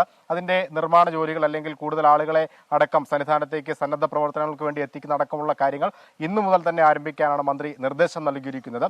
എന്തായാലും നിലവിലത്തെ സാഹചര്യത്തിൽ ആളുകൾ തീരെ കുറവാണ്. ഭക്തർക്ക് സുഗമമായി തന്നെ ദർശനം നടത്തി മടങ്ങാൻ സാധിക്കുന്നുണ്ട്. ഗോപികൃഷ്ണൻ. ശരി അശ്വിൻ, സന്നിധാനത്ത് നിന്ന് നൽകുന്ന വിവരം അനുസരിച്ച് നിലവിലെ സാഹചര്യത്തിൽ തിരക്ക് കുറവാണ്. അതുകൊണ്ട് തന്നെ ഭക്തർക്ക് വളരെ വേഗം തൊഴുത് മടങ്ങാൻ കഴിയുന്നുണ്ട് ശബരിമലയിൽ എന്നുള്ളതാണ്. അതേസമയം തന്നെ ഈ സംവിധാനങ്ങൾ നേരത്തെ ഉന്നയിക്കപ്പെട്ട പ്രശ്നങ്ങൾ, ആ പോരായ്മകൾ പരിഹരിക്കപ്പെട്ടു എന്നത് 2 ദിവസം കൂടി കഴിഞ്ഞാൽ മാത്രമേ നമുക്കത് തീർച്ചപ്പെടുത്താൻ കഴിയൂ എന്നാണ്. ഹൈക്കോടതി ഇപ്പോൾ ഈ വിഷയം പരിഗണിക്കുന്നുണ്ട്. വിനീത വിജി വിവരങ്ങളുമായി നമുക്കൊപ്പം ചേരുന്നുമുണ്ട്. വിനീത, ഹൈക്കോടതി കേസ് പരിഗണിക്കുകയാണല്ലോ. എന്താണ് ഇന്ന് കോടതി പ്രധാനമായി പരിഗണിക്കുന്ന വിഷയം ശബരിമല കേസിൽ? ഗോപികൃഷ്ണൻ കഴിഞ്ഞ 3 ദിവസമായി ഈ സ്വമേധയാ എടുത്ത കേസ് ഹൈക്കോടതി ഓരോ ദിവസവും പരിഗണിക്കുകയാണ്. ചില നിർദ്ദേശങ്ങൾ ഉൾപ്പെടെ കോടതി മുന്നോട്ട് വെച്ചിട്ടുണ്ട്. ഇന്ന് പ്രധാനമായും ഈ സർക്കാർ അഭിഭാഷകൻ കോടതി അറിയിച്ചൊരു കാര്യം, എല്ലാം കുഴപ്പമെന്ന് വരുത്തി തീർക്കാനുള്ള ഒരു ശ്രമം ശബരിമലയിൽ നടക്കുന്നു എന്നുള്ളതാണ് സർക്കാർ അഭിഭാഷകൻ ഇന്ന് കോടതി അറിയിച്ചിട്ടുണ്ടായിരുന്നത്. നിരവധി പരാതികൾ എന്നാൽ ഇമെയിൽ മുഖാന്തരം ഇന്നലെയും രജിസ്ട്രാർക്ക് ലഭിച്ചതായി കോടതി ചൂണ്ടിക്കാട്ടി. ഈ നിലയ്ക്കലിലെയും പമ്പയിലെയും CCTV ദൃശ്യങ്ങൾ ഈ സ്പെഷ്യൽ ഓഫീസർമാർ കൃത്യമായി പരിശോധിക്കണമെന്ന് കോടതി നിർദ്ദേശം നൽകിയിട്ടുണ്ട്. എരുമേലിയിൽ പാർക്കിംഗ് ഫീസ് അധികമായി ഈടാക്കുന്നുവെന്ന് കോടതി ചൂണ്ടിക്കാട്ടി. ഒപ്പം തന്നെ ഈ ഫീസ് അധികം വാങ്ങുന്നത് നിയന്ത്രിക്കണമെന്നും കോടതി ആവശ്യപ്പെട്ടിട്ടുണ്ട്. സന്നിധാനം, നിലയ്ക്കൽ, പമ്പ എന്നിവിടങ്ങളിൽ തിരക്ക് നിയന്ത്രണ വിധേയമാണെന്ന് സർക്കാർ കോടതിയെ അറിയിച്ചിട്ടുണ്ട്. ഈ നിലയ്ക്കൽ, കണമല, നിലയ്ക്കൽ, ലാഹ സെക്ടറിലെ മൊബൈൽ വെഹിക്കിൾ യൂണിറ്റുകളുടെ എണ്ണം കൂട്ടിയതായും സർക്കാർ അറിയിച്ചിട്ടുണ്ട്. ഈ മോട്ടോർ വെഹിക്കിൾ എൻഫോഴ്സ്മെന്റ് വിഭാഗത്തിലെ കൂടുതൽ ഉദ്യോഗസ്ഥരെ പെട്രോളിംഗിനായി നിയോഗിച്ചിട്ടുണ്ട് എന്നും സർക്കാർ കോടതിയെ അറിയിച്ചു. ഈ നിലയ്ക്കലിൽ പാർക്കിങ്ങിനായി അധികം സ്ഥലം കണ്ടെത്തിയിട്ടുണ്ട്. 3 എണ്ണമാണ് ഇതിനായി തുറന്നത്. മറ്റ് പാർക്കിംഗ് സ്ഥലങ്ങളും തയ്യാറാണെന്നും സർക്കാർ കോടതിയെ അറിയിച്ചിട്ടുണ്ട്. ഒപ്പം തന്നെ ഈ പള്ളിയറക്കാവ് ക്ഷേത്രത്തിന് സമീപം 50 വാഹനങ്ങൾ പാർക്ക് ചെയ്യാനുള്ള സൗകര്യം ഒരുക്കിയതായും ദേവസ്വം കോടതിയെ അറിയിച്ചു. നിലയ്ക്കൽ, പമ്പ KSRTC ചെയിൻ സർവീസിൽ അനുവദനീയമായതിൽ കൂടുതൽ യാത്രക്കാരെ കയറ്റാൻ പാടില്ല എന്ന് ഹൈക്കോടതി നിർദ്ദേശം നൽകി. കഴിഞ്ഞ ദിവസങ്ങളിലും ഈ കേസ് പരിഗണിക്കുന്ന വേളയിൽ ഇത്തരം നിർദ്ദേശം തന്നെയാണ് കോടതി മുന്നോട്ട് വെച്ചിരുന്നത്. അക്കാര്യം ഇന്നും കോടതി നിർദ്ദേശം നൽകുകയും ഇക്കാര്യം ഉറപ്പാക്കണമെന്ന് കോടതി ആവശ്യപ്പെടുകയും ചെയ്തിട്ടുണ്ട്. ശബരിമലയിൽ ഭക്തർ നേരിടുന്ന ബുദ്ധിമുട്ടുകൾ സംബന്ധിച്ച് 300 പരാതികളാണ് രജിസ്ട്രാർക്ക് ലഭിച്ചതെന്നും കോടതി ചൂണ്ടിക്കാട്ടി. ഈ വെർച്വൽ ക്യൂ ബുക്കിംഗ് അധികമാകുമ്പോൾ KSRTC കൂടുതൽ സർവീസ് ഉറപ്പാക്കേണ്ടതായിട്ടുണ്ടെന്ന് കോടതി ആവശ്യപ്പെട്ടിട്ടുണ്ട്. ഈ ശബരിമലയിൽ ഭക്തർ നേരിടുന്ന ബുദ്ധിമുട്ടുകൾ സംബന്ധിച്ച് നേരത്തെ നമ്മൾ സൂചിപ്പിച്ചതുപോലെ 300 പരാതികളാണ് ഇന്ന് കോടതിക്ക് ലഭിച്ചത്. എരുമേലി പഞ്ചായത്ത് സെക്രട്ടറി സ്വമേധയാ ഈ കേസിൽ കക്ഷി ചേർത്തു. പഞ്ചായത്തിന്റെ അഭിഭാഷകൻ ഇന്ന് ഹാജരാകണമെന്ന് കോടതി നിർദ്ദേശവും നൽകിയിരുന്നു. എരുമേലിയിൽ സ്വകാര്യ പാർക്കിംഗ് സ്ഥലത്ത് അധിക ഫീസ് ഈടാക്കുന്നതിൽ വിശദീകരണം നൽകണമെന്ന് കോടതി ആവശ്യപ്പെട്ടിട്ടുണ്ടായിരുന്നു. ഒപ്പം എരുമേലിയിൽ ഭൂരിഭാഗം ഹോട്ടലുകളിലും വിലവിവര പട്ടിക പ്രദർശിപ്പിക്കുന്നുണ്ടെന്ന് കളക്ടർ കോടതിയെ ഇന്ന് അറിയിച്ചിട്ടുണ്ട്. ഈ ഹോട്ടലുകളിലെ വിലവിവര പട്ടിക, ശുചിത്വം എന്നിവ കൃത്യമാണെന്ന് എക്സിക്യൂട്ടീവ് മജിസ്ട്രേറ്റ് ഉറപ്പുവരുത്തണമെന്നും കോടതി ഒരു നിർദ്ദേശം നൽകിയിട്ടുണ്ട്. എരുമേലി പഞ്ചായത്തിൽ പാർക്കിങ്ങിന് അധിക ഫീസ് ഈടാക്കുന്നില്ലെന്ന് സെക്രട്ടറി ഉറപ്പുവരുത്തണമെന്നും കോടതി പറഞ്ഞിട്ടുണ്ട്. വിഷയം നാളെ വീണ്ടും ഹൈക്കോടതി പരിഗണിക്കും. ശരി, വിഷയം നാളെ വീണ്ടും ഹൈക്കോടതി പരിഗണിക്കും. വിനീത VG ആണ് വിവരങ്ങൾ നൽകിയത്. നമുക്ക് ഇപ്പോൾ CPMന്റെ സംസ്ഥാന സെക്രട്ടറി MV ഗോവിന്ദന്റെ ഒരു പ്രതികരണം നേരത്തെ ഈ വണ്ടിപ്പെരിയാർ പോലെ പോക്സോ കേസുമായി ബന്ധപ്പെട്ട് വന്നിട്ടുണ്ട്. അതിലെ വിധിയുമായി ബന്ധപ്പെട്ട് വന്നിട്ടുണ്ട്. ആ കേസിലെ പ്രതിയെ വെറുതെ വിട്ടതിൽ പോലീസിനെതിരെ വിമർശനമുണ്ടെങ്കിൽ അത് പരിശോധിക്കണമെന്നാണ് CPMന്റെ സംസ്ഥാന സെക്രട്ടറിയുടെ പ്രതികരണം വന്നിരിക്കുന്നത്. എല്ലാം കുറ്റമറ്റതെന്ന അഭിപ്രായം CPMനില്ല, സർക്കാരിനോ പാർട്ടിക്കോ ഒന്നും ഒളിച്ചു വെക്കാനില്ല എന്ന് പറയുന്നു. ഇതുമായി ബന്ധപ്പെട്ട് ഇതിനോട് ചേർന്ന് നിൽക്കുന്ന മറ്റൊരു വിവരത്തിലേക്കാണ് ഇനി നമ്മൾ പോകുന്നത്. വണ്ടിപ്പെരിയാറിൽ 6 വയസ്സുകാരി പീഡനത്തിനിരയായി കൊല്ലപ്പെട്ട കേസിൽ പ്രതിയെ വെറുതെ വിട്ടതിനെതിരെ പ്രോസിക്യൂഷൻ അപ്പീൽ നൽകും. ഇക്കാര്യത്തിൽ പോലീസ് മേധാവി ബന്ധപ്പെട്ടവർക്ക് നിർദ്ദേശം നൽകിയിട്ടുണ്ട്. ഷഫീദ് റാവുത്തർ തിരുവനന്തപുരത്ത് നിന്ന് വിവരങ്ങളുമായി ചേരുന്നുണ്ട്. ഷഫീദ്, ഈ ഇതിലെ പ്രോസിക്യൂഷൻ വീഴ്ച എന്നത് ഉണ്ടായിട്ടുണ്ടോ? കാരണം ഇതിലെ പ്രധാനപ്പെട്ട 2 കുറ്റങ്ങൾ, ബലാത്സംഗവും കൊലക്കുറ്റവും, രണ്ടും തെളിയിക്കാൻ പ്രോസിക്യൂഷന് കഴിഞ്ഞിട്ടില്ല. അതിൽ കുടുംബത്തിന് വലിയ അതൃപ്തിയുണ്ട്. അവർ വളരെയധികം അസ്വസ്ഥരാണ്. നേരത്തെ മാതാവിൻ്റെയും അച്ഛൻ്റെയും ഒക്കെ പ്രതികരണങ്ങൾ നമ്മൾ കണ്ടതാണ്. ഇപ്പോൾ അപ്പീൽ നൽകാനുള്ള തീരുമാനം ഉണ്ടായിരിക്കുന്നു. വിവരങ്ങൾ എന്താണ്? ഗോപികൃഷ്ണൻ, ഈ വണ്ടിപ്പെരിയാർ കേസുമായി ബന്ധപ്പെട്ട വിചാരണ സമയത്ത് പോലീസും പ്രോസിക്യൂഷനും നല്ലപോലെ സഹകരിച്ചു എന്നുള്ളതായിരുന്നു ഈ വിധി വരുന്നതിന് മുൻപ്, അല്ലെങ്കിൽ ഈ പ്രതിയെ വെറുതെ വിടും മുൻപുള്ള ഈ പിതാവിന്റെ പ്രതികരണം എന്ന് പറയുന്നത്. പക്ഷെ അതിനുശേഷം ഇക്കാര്യത്തിൽ വലിയ തരത്തിലുള്ള വിമർശനം, അതായത് പ്രതിയെ വെറുതെ വിട്ടതിനു ശേഷം വലിയ വിമർശനം പോലീസിനെതിരെയും പ്രോസിക്യൂഷനെതിരെയും ഉയർന്നു. മാത്രമല്ല, ഈ കേസിൽ കേരള പോലീസ് കാര്യമായ ചില അന്വേഷണ രീതികൾ സ്വീകരിക്കുകയും കൃത്യമായ തരത്തിലുള്ള തെളിവ് ശേഖരണം അടക്കം നടപ്പാക്കുകയും ചെയ്തു, അല്ലെങ്കിൽ നടപ്പിലാക്കുകയും ചെയ്തു എന്നുള്ളതാണ് പോലീസ് ആസ്ഥാനത്തെ വിലയിരുത്തൽ. എന്നിട്ടും പ്രതി അർജുനെ വെറുതെ വിട്ട സാഹചര്യം എന്ത് എന്നുള്ള കാര്യത്തിൽ വിശദമായ പരിശോധന വേണം. അതല്ലെങ്കിൽ അങ്ങനെ ഒരു കോടതി നിലപാടിലേക്ക് എത്താൻ കാരണം പ്രോസിക്യൂഷന്റെ ഏതെങ്കിലും തരത്തിലുള്ള ഈ പിന്നോട്ടടിയാണോ, അതല്ല അന്വേഷണത്തിൽ എന്തെങ്കിലും പാകപ്പിഴവുകൾ സംഭവിച്ചു എന്നടക്കമുള്ള കാര്യങ്ങളിൽ വിശദമായ പരിശോധന നടത്താൻ പോലീസ് തീരുമാനിച്ചിട്ടുണ്ട്. അതടക്കമുള്ള കാര്യങ്ങളുടെ പശ്ചാത്തലത്തിലാണ് ഇപ്പോൾ ഈ നിലവിൽ ഇപ്പോൾ വിധിക്കെതിരെ അപ്പീൽ നൽകാൻ തീരുമാനിച്ചിട്ടുള്ളത്, ഉന്നത കോടതിയെ സമീപിക്കാൻ തീരുമാനിച്ചിട്ടുള്ളത്. ഈ കേസിൽ എന്ത് തരത്തിലുള്ള സാഹചര്യമാണ് ഉണ്ടായതെന്നുള്ള കാര്യത്തിൽ പോലീസിന്റെ ഭാഗത്ത് നിന്ന് കാര്യമായ പരിശോധനകൾ ഉണ്ടാകും. കട്ടപ്പന അതിവേഗ സ്പെഷ്യൽ കോടതിയായിരുന്നു ഇതുമായി ബന്ധപ്പെട്ട് പ്രതിയായിട്ടുള്ള അർജുനെ വെറുതെ വിട്ടത്.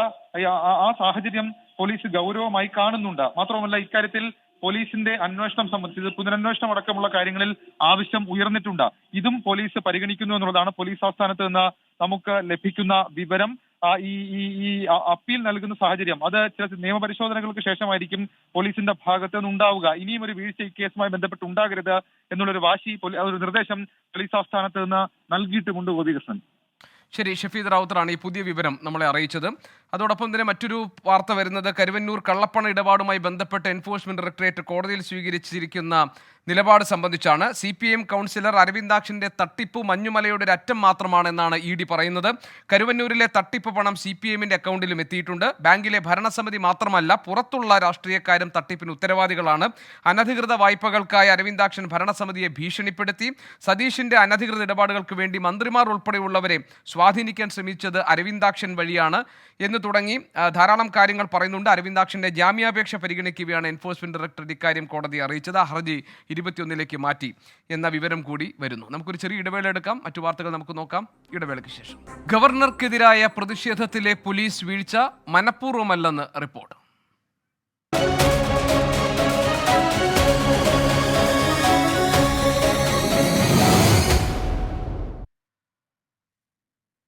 ഗവർണർക്കെതിരായ SFI പ്രതിഷേധത്തിലെ പോലീസ് വീഴ്ച മനഃപൂർവ്വമല്ലെന്ന് തിരുവനന്തപുരം സിറ്റി പോലീസ് കമ്മീഷണറുടെ റിപ്പോർട്ട്. ഒളിച്ചിരുന്ന പ്രതിഷേധക്കാർ അപ്രതീക്ഷിതമായി കാറിന് മുന്നിലേക്ക് ചാടി വീണ് പ്രതിഷേധിക്കുകയായിരുന്നു. അതേസമയം കേസിൽ 7 SFI പ്രവർത്തകരുടെ ജാമ്യാപേക്ഷ കോടതി തള്ളി. ഗവർണർ പദവിയിലിരിക്കുന്ന ആൾ ബോധപൂർവം ക്രമസമാധാന പ്രശ്നങ്ങൾ ഉണ്ടാക്കരുതെന്ന് മന്ത്രി MB രാജേഷ് പ്രതികരിച്ചു. ഗവർണർ പദവിയിലിരിക്കുന്ന ഒരാൾ ഇങ്ങനെ വെല്ലുവിളിക്കുന്നത്, ഒരു ഏറ്റുമുട്ടലിന് ഉള്ള പ്രകോപനം സൃഷ്ടിക്കുന്നത് വളരെ ഗൗരവമുള്ള ഒരു കാര്യമാണ്. ഗവർണർ തന്നെ കേരളത്തിൽ ക്രമസമാധാന പ്രശ്നം ഉണ്ടാക്കാൻ നേതൃത്വം കൊടുക്കുക. തെരുവിലിറങ്ങി വെല്ലുവിളിക്കുന്ന ഒരു ഗവർണറെ നമ്മൾ ആദ്യമായിട്ട് കാണുകയാണ്. ബോധപൂർവം പ്രകോപനം ഉണ്ടാക്കാൻ വേണ്ടി ഞാൻ വരും, നിങ്ങളൊന്ന് വാ കാണട്ടെ എന്ന് മറ്റൊരു പറയുന്നു. ഇരിക്കുന്ന പദവിയുടെ അന്തസ്സ് കാക്കാൻ കഴിയേണ്ടതാണ്, അന്തസ്സ് പാലിക്കാൻ കഴിയേണ്ടതാണ്. ഇനി അതിന് കഴിയുന്നില്ലെങ്കിൽ മിനിമം പ്രായത്തിന്റെ പക്വതയും മിതത്വമെങ്കിലും കാണിക്കാൻ കഴിയേണ്ടതാണ്. അദ്ദേഹത്തിന് ഇത്രയും പ്രായമുണ്ടല്ലോ. ഷഫീദ് റാവുത്തർ വിവരങ്ങൾ നൽകാനുണ്ട്. ഷഫീദ്, ഒന്ന് സിറ്റി പോലീസ് കമ്മീഷണർ നൽകിയിരിക്കുന്ന റിപ്പോർട്ടിന്റെ ഉള്ളടക്കം എന്താണ്? SFIക്കാർ അവർക്ക് ഈ മുൻകൂർ അവർ ജാമ്യാപേക്ഷ കോടതി തള്ളുകയും ചെയ്തിരിക്കുന്നു SFIയുടെ, അതിന്റെ വിശദാംശങ്ങൾ.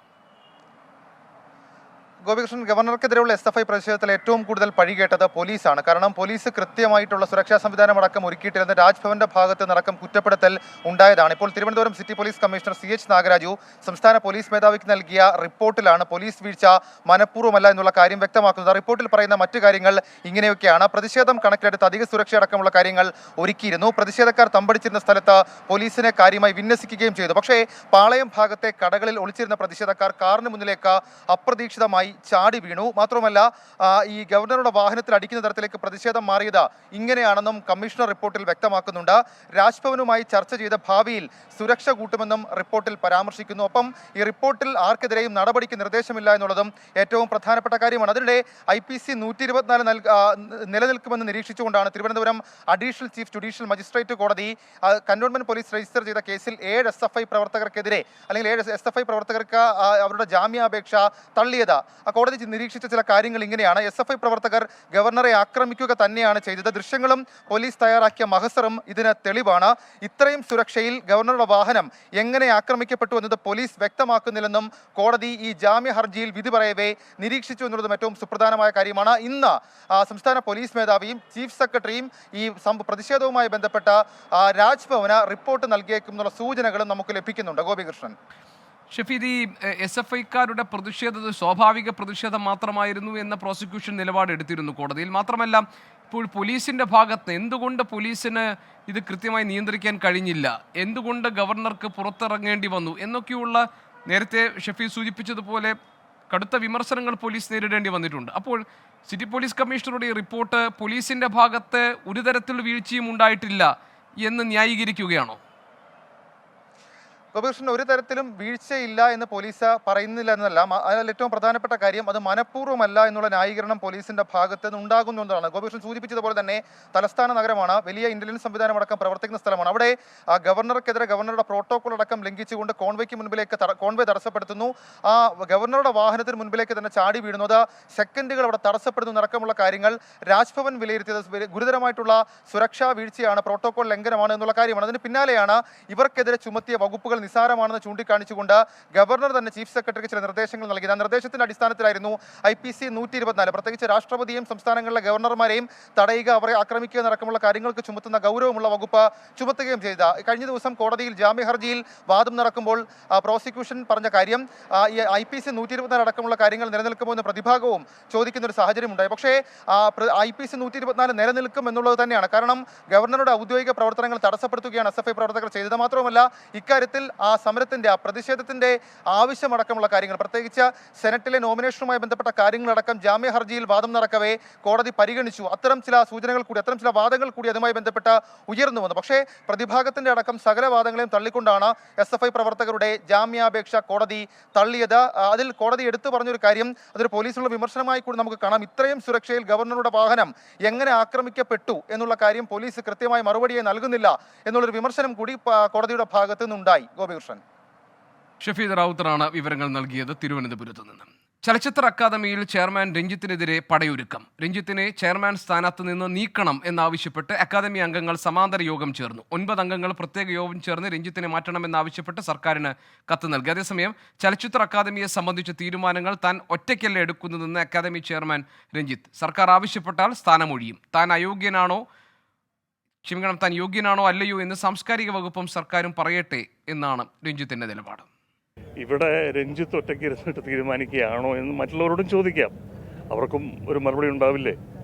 അപ്പോൾ അവരെല്ലാവരും പറയണം, അതെ ഞങ്ങളെല്ലാവരും വെറുപ്പ് മുട്ടുകയാണ് ഇയാളുടെ തീരുമാനത്തിൽ എന്ന് പറയുകയാണെങ്കിൽ ആ നിമിഷം സർക്കാരിനത് ബോധ്യപ്പെടും. സർക്കാർ പറയും നിങ്ങൾ തുടരേണ്ടതില്ല എന്ന് പറഞ്ഞാൽ ഇറങ്ങിപ്പോവും. പരാതി തീർച്ചയായും മന്ത്രി പരിശോധിക്കും. എനിക്ക് തോന്നുന്നു ഈ ദിവസങ്ങളിൽ നമ്മുടെ യാത്രയിലാണല്ലോ അവരെല്ലാവരും. അവർ തിരിച്ചെത്തിയിട്ട് പരാതി പരിശോധിക്കും. അതിന് വളരെയധികം പ്രാധാന്യം അവർക്ക് ബോധിച്ചെങ്കിൽ അതിനു മുമ്പ് തന്നെ ജ്ഞാനമായിട്ട് അവർ സംസാരിക്കും. എന്നിട്ട് സാംസ്കാരിക വകുപ്പും സർക്കാരും പറയുകയാണ് നിങ്ങൾ തലസ്ഥാനത്ത് തുടരാൻ അർഹനല്ല, യോഗ്യനല്ല എന്ന് പറഞ്ഞാൽ ആ നിമിഷം പടിയിറങ്ങാനുള്ള മനസ്സും എനിക്കുണ്ട്. ഹരികൃഷ്ണൻ ഞങ്ങളുടെ പ്രതിനിധി തിരുവനന്തപുരത്ത് വിവരങ്ങൾ നൽകാറുണ്ട്. ഹരി, ചലച്ചിത്ര അക്കാദമി അധ്യക്ഷൻ രഞ്ജിത്ത് ഇപ്പോൾ വിവാദത്തിൽ അകപ്പെട്ടിരിക്കുകയാണ്. പ്രതിഷേധം ഉണ്ടാകുന്നുണ്ട് രഞ്ജിത്തിനെതിരെ. എന്താണ് ഇപ്പോൾ ഈ അക്കാദമിക്കകത്ത് സംഭവിച്ചുകൊണ്ടിരിക്കുന്നത്? സാംസ്കാരിക വകുപ്പ് ഈ വിഷയത്തിൽ എന്ത് നിലപാട് സ്വീകരിക്കും? ഗോപികൃഷ്ണൻ, ഈ കഴിഞ്ഞ ദിവസങ്ങളിലൊക്കെയും ഇത്തരത്തിൽ ചലച്ചിത്ര അക്കാദമി ചെയർമാനെതിരെ വിമർശനങ്ങൾ ഉയർന്നു വന്നിരുന്നു എന്നുള്ളതാണ് ഏറ്റവും പ്രധാനപ്പെട്ട കാര്യം. ഈ ഡോക്ടർ ബിജുവുമായി ബന്ധപ്പെട്ട പരാമർശങ്ങൾ, അതായത് ഒരു മാധ്യമത്തിന് നൽകിയ അഭിമുഖത്തിൽ ഇതുമായി ബന്ധപ്പെട്ട് ഈ അദൃശ്യജാലകങ്ങൾ സിനിമയുമായി ബന്ധപ്പെട്ട് മേളയിൽ പ്രദർശിപ്പിക്കുന്ന ചിത്രമാണ്, അതിൽ ആള് കയറുന്നില്ല എന്ന തരത്തിലൊരു പരാമർശം രഞ്ജിത്ത് നടത്തിയിരുന്നു. ഇതിന് പിന്നാലെയാണ് ഇത്തരത്തിൽ വിവാദങ്ങൾ ഉയർന്നത്. ഇത് സാംസ്കാരിക വകുപ്പും സാംസ്കാരിക മന്ത്രിയും ഇതിൽ ഇടപെട്ടിരുന്നു. CPM തന്നെ ഇതിനകത്ത് ഒരു തരത്തിലുള്ള വിമർശനങ്ങൾ ഉയർന്നു വന്നിരുന്നു എന്നുള്ളതാണ് ഏറ്റവും പ്രധാനപ്പെട്ട കാര്യം. ഇതിന് പിന്നാലെയാണ് ഇത്തരത്തിൽ രഞ്ജിത്തിനെതിരെ വിമത നീക്കവുമായി അക്കാദമി അംഗങ്ങൾ തന്നെ രംഗത്ത് വന്നത് എന്നുള്ളതാണ് ഏറ്റവും പ്രധാനപ്പെട്ട കാര്യം. ഇതുമായി ബന്ധപ്പെട്ട് ഇന്ന് ഈ വിമത നീക്കം, ഈ ചലച്ചിത്രമേള നടക്കുകയാണ്. ഈ ചലച്ചിത്രമേളയ്ക്ക് ഇനി ഒരു ദിവസം കൂടിയേ ബാക്കിയുള്ളൂ. അതിനിടയ്ക്ക് ഇത്തരത്തിലൊരു അക്കാദമി അംഗങ്ങളിൽ ചിലർ യോഗം നടത്തുന്നു, സമാന്തര യോഗം നടത്തുന്നു. ചലച്ചിത്ര അക്കാദമി ചെയർമാനെ നീക്കണമെന്നാണ് ആവശ്യം. ഇതുമായി ബന്ധപ്പെട്ട് സർക്കാരിന് കത്ത് നൽകുകയും ചെയ്തു. ഇതിനാണ് ഈ ചലച്ചിത്ര അക്കാദമി ചെയർമാൻ രഞ്ജിത്ത് ഇപ്പോൾ മറുപടി നൽകിയിരിക്കുന്നത്, പ്രതികരണം നൽകിയിരിക്കുന്നത്. അതായത് താൻ ഒറ്റയ്ക്ക് ഇത്തരത്തിൽ തീരുമാനങ്ങൾ എടുത്തിട്ടില്ല, അങ്ങനെയുണ്ടെങ്കിൽ അത് പരിശോധിക്കാം, അക്കാദമിയോട് അത് ചോദിക്കാം. അക്കാദമിയും സാംസ്കാരിക വകുപ്പും ചേർന്നാണ് ഇത്തരത്തിൽ തീരുമാനങ്ങൾ എടുക്കുന്നത് എന്നുള്ളതാണ്. സാംസ്കാരിക മന്ത്രിക്ക് ഏതായാലും പരാതി നൽകിയിട്ടുണ്ടല്ലോ, ആ പരാതി പരിശോധിക്കട്ടെ. ഈ പരിശോധിച്ചതിന് ശേഷം താൻ അത്തരത്തിൽ യോഗ്യനല്ല എന്ന് സർക്കാർ തീരുമാനിക്കുകയാണെങ്കിൽ പടിയിറങ്ങാൻ താൻ തയ്യാറാണ് എന്ന തരത്തിലാണ് രഞ്ജിത്ത് ഇത്തരത്തിൽ പ്രതികരിച്ചിരിക്കുന്നത് എന്നുള്ളതാണ് ഏറ്റവും പ്രധാനപ്പെട്ട കാര്യം. ഏതായാലും സാംസ്കാരിക വകുപ്പിനും ഇത്തരത്തിൽ സർക്കാരിനും ഇത്തരത്തിൽ അതൃപ്തി ഉണ്ട് എന്നുള്ളതാണ് ഇതിൽ നമുക്ക് മനസ്സിലാക്കാൻ സാധിക്കുന്നത്. ഗോപികൃഷ്ണൻ. ശരി, ചലച്ചിത്ര അക്കാദമിയിൽ രൂപപ്പെട്ടിരിക്കുന്ന പുതിയ വിവാദം, അക്കാദമി അധ്യക്ഷനെതിരെ ഒരു വിഭാഗം രംഗത്ത് വന്നിരിക്കുന്ന സാഹചര്യം, സാംസ്കാരിക വകുപ്പ് സാഹചര്യങ്ങൾ നിരീക്ഷിക്കുകയും നടപടികളിലേക്ക് കടക്കാൻ പോവുകയും ചെയ്യുന്നു എന്നുള്ളതാണ് ഹരികൃഷ്ണന്റെ റിപ്പോർട്ടിൽ നിന്ന് മനസ്സിലാക്കാൻ കഴിഞ്ഞത്. ചെറിയ ഇടവേള, മറ്റു വാർത്തകൾ ഇടവേളയ്ക്ക് ശേഷം. കരുവന്നൂർ സഹകരണ ബാങ്കിൽ നിന്ന് അനധികൃത വായ്പകൾ നൽകാൻ ഭരണസമിതിയെ ഭീഷണിപ്പെടുത്തിയത് CPIM നേതാവായ PR അരവിന്ദാക്ഷൻ എന്ന എൻഫോഴ്സ്മെന്റ് ഡയറക്ടറേറ്റ്. കേസിൽ മുഖ്യപ്രതിയായ P സതീഷ് കുമാർ മന്ത്രിമാരുൾപ്പെടെ സ്വാധീനിക്കാൻ ശ്രമിച്ചത് അരവിന്ദാക്ഷൻ വഴിയാണെന്നും ആരോപണം. PR അരവിന്ദാക്ഷന്റെ ജാമ്യാപേക്ഷ പരിഗണിക്കവേ കോടതിയിലാണ് എൻഫോഴ്സ്മെന്റ് ഡയറക്ടറേറ്റ് ഇക്കാര്യങ്ങൾ അറിയിച്ചത്. ജാമ്യ ഹർജി ഈ മാസം 21 മാറ്റി. വിനീത VG കൊച്ചിയിൽ നിന്ന് വിശദാംശങ്ങൾ നൽകും. വിനീത, കോടതിയിൽ എൻഫോഴ്സ്മെന്റ് ഡയറക്ടറേറ്റ് ഈ കരുവന്നൂർ സഹകരണ ബാങ്ക് തട്ടിപ്പുമായി ബന്ധപ്പെട്ട് എന്തൊക്കെ കാര്യങ്ങൾ പറഞ്ഞു? ഗോപി, ഈ ജാമ്യ ഹർജി പരിഗണിക്കുന്ന വേളയിലാണ് എൻഫോഴ്സ്മെന്റ് ഡയറക്ടറേറ്റ് ഇത് സംബന്ധിച്ച ചില കാര്യങ്ങൾ ഇന്ന് കോടതിയെ ബോധിപ്പിച്ചത്. ഈ CPM കൗൺസിലർ അരവിന്ദാക്ഷന്റെ തട്ടിപ്പ് മഞ്ഞുമലയുടെ ഒരു അറ്റം മാത്രമാണെന്ന് ED ഇന്ന് കോടതിയിൽ അറിയിച്ചിട്ടുണ്ട്. കരുവന്നൂരിലെ തട്ടിപ്പ് പണം CPM അക്കൗണ്ടുകളിലേക്കും എത്തിയിട്ടുണ്ട്. ബാങ്കിലെ ഭരണസമിതി മാത്രമല്ല, പുറത്തുള്ള രാഷ്ട്രീയക്കാരും ഈ തട്ടിപ്പിന് ഉത്തരവാദിയാണെന്ന് ED ഇന്ന് കോടതിയെ അറിയിച്ചു. അനധികൃത വായ്പകൾക്കായി അരവിന്ദാക്ഷൻ ഭരണസമിതിയെ ഭീഷണിപ്പെടുത്തി. കാരണം ഈ ഭരണസമിതിയിലൂടെ ഈ കമ്മീഷനും മറ്റും വാങ്ങിക്കൊണ്ട് ബിനാമി വായ്പകൾ നൽകിയതായി ED നേരത്തെ കണ്ടെത്തിയിട്ടുണ്ട്. ഇതിന് അരവിന്ദാക്ഷന്റെ ഒരു ഇടപെടലുണ്ട് എന്നും ഈ ഭരണസമിതിയെ ഇത്തരം അനധികൃതമായിട്ടുള്ള വായ്പകൾ നൽകാൻ അരവിന്ദാക്ഷൻ ഭീഷണിപ്പെടുത്തിയെന്നും ED കണ്ടെത്തിയിട്ടുണ്ട്. ഈ കണ്ടെത്തലുകളാണ് ഇന്ന് ED കോടതിയെ അറിയിച്ചത്. സതീഷിന്റെ അനധികൃത ഇടപാടുകൾക്ക് വേണ്ടി മന്ത്രിമാർ ഉൾപ്പെടെയുള്ളവരെ സ്വാധീനിക്കാൻ ശ്രമിച്ചത് അരവിന്ദാക്ഷൻ വഴിയാണെന്നും ED പറയുന്നുണ്ട്. നേരത്തെ തന്നെ ഈ സതീശൻ അരവിന്ദാക്ഷന്റെ അക്കൗണ്ടുകളിലൂടെയാണ് പണം കൈമാറിയിരുന്നതെന്നും ഇത് ഈ പണം വെളുപ്പിക്കൽ, കള്ളപ്പണം വെളുപ്പിക്കലിന്റെ ഭാഗമായിട്ടാണ് ഇങ്ങനെയൊരു കൈമാറ്റമെന്നും ED കണ്ടെത്തിയിട്ടുണ്ടായിരുന്നു. ഈ സതീഷിന്റെ അനധികൃത ഇടപാടുകൾക്ക് വേണ്ടി മന്ത്രിമാരെ ഉൾപ്പെടെ ഇപ്പോൾ സ്വാധീനിക്കാൻ ശ്രമിച്ചത് അരവിന്ദാക്ഷൻ വഴിയാണെന്ന് ED കണ്ടെത്തിയിട്ടുണ്ട്. അക്കാര്യവും ED ഇന്ന് കോടതിയെ ബോധ്യപ്പെടുത്തിയിട്ടുണ്ട്. സതീഷിന്റെ മകളുടെ മെഡിക്കൽ പഠനത്തിനായി ഫീസ് അടച്ചത് അരവിന്ദാക്ഷന്റെ അക്കൗണ്ടിലൂടെയാണെന്നും ED കണ്ടെത്തി. ഈ അക്കൗണ്ടിന്റെ വിവരങ്ങളും EDയുടെ പക്കലുണ്ട്. അരവിന്ദാക്ഷന്റെ ജാമ്യാപേക്ഷ പരിഗണിക്കവെയാണ് എൻഫോഴ്സ്മെന്റ് ഡയറക്ടറേറ്റ് ഇക്കാര്യങ്ങൾ കോടതിയെ അറിയിച്ചത്. ഇനി ഈ ഹർജി 21 മാറ്റിയിരിക്കുകയാണ്. ഗോപി, ശരി. വിനീത VG ആണ് വിവരങ്ങൾ നൽകിയത്. വാഗേരി കൂടല്ലൂരിൽ ക്ഷീരകർഷകനെ കൊലപ്പെടുത്തിയ കടുവയെ പിടികൂടാനുള്ള ദൗത്യത്തിൽ ഒരു കുങ്കിയാനയെ കൂടിയെത്തിച്ചു.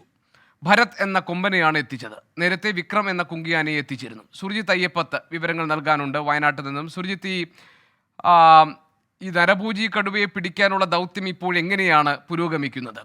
പുതിയൊരു കുങ്കിയാനയെ കൂടി എത്തിച്ചിരിക്കുകയാണല്ലോ. ഗോപി, ഇന്ന് നടത്തിയ തെരച്ചിലിലും കടുവയെ കണ്ടെത്താൻ കഴിഞ്ഞിട്ടില്ല. പക്ഷേ കടുവയുടെ സാന്നിധ്യം ഈ മേഖലയിൽ ഉണ്ട് എന്നുള്ള തരത്തിലുള്ള സ്ഥിരീകരണം എന്തായാലും വനം വകുപ്പിൽ നിന്ന് ലഭ്യമാവുന്നുണ്ട്. അത് മന്ത്രി തന്നെ സ്ഥിരീകരിച്ചിട്ടുള്ളതാണ്. വയനാട് വന്യജീവി സങ്കേതത്തിലെ 45-ാം നമ്പർ കടുവയാണ് എന്നുള്ളത് പഗ്മാർക്കും ഇപ്പം തന്നെ ക്യാമറ ട്രാപ്പിൽ കുടുങ്ങിയ ദൃശ്യങ്ങളും പരിശോധിച്ചത് വഴിയാണ് വനം വകുപ്പിന് വ്യക്തമായിട്ടുള്ളത്. എന്തായാലും കടുവയെ പിടികൂടുന്നതിന്റെ ഭാഗമായി ഡോക്ടർ അരുൺ സക്കറിയ ഇവിടേക്ക് എത്തിയിട്ടുണ്ട്. മാത്രമല്ല, ഈ കടുവയെ വെടിവെച്ച് കൊല്ലും എന്നുള്ള നിലയിലാണ് മന്ത്രി പറഞ്ഞിട്ടുമുള്ളത്. മാത്രമല്ല, ഈ ദൗത്യത്തിന്റെ ഭാഗമായി 2 കുങ്കിയാനകളെ കൂടി ഉപയോഗിക്കാൻ വേണ്ടി തീരുമാനിച്ചു. 2 കുങ്കിയാനകളെ ഇവിടെ എത്തിച്ചിട്ടുണ്ട്. ആദ്യം വിക്രം എന്ന് പറയുന്ന കൊമ്പനെയാണ് എത്തിച്ചത്. ഇതിന് പിന്നാലെ അല്പസമയം മുമ്പ് ഭാരത് എന്ന പേരിലുള്ള മുത്തങ്ങയിലെ കൊമ്പനെ കൂടി ഇവിടേക്ക് എത്തിച്ചിട്ടുണ്ട്. എന്തായാലും ഇതുമായി ബന്ധപ്പെട്ട് ഈ കടുവയെ പിടികൂടാനുള്ള ദൗത്യത്തിൽ ഇവയെ ഉപയോഗിക്കുക എന്നുള്ളത് തന്നെയാണ് തീരുമാനം.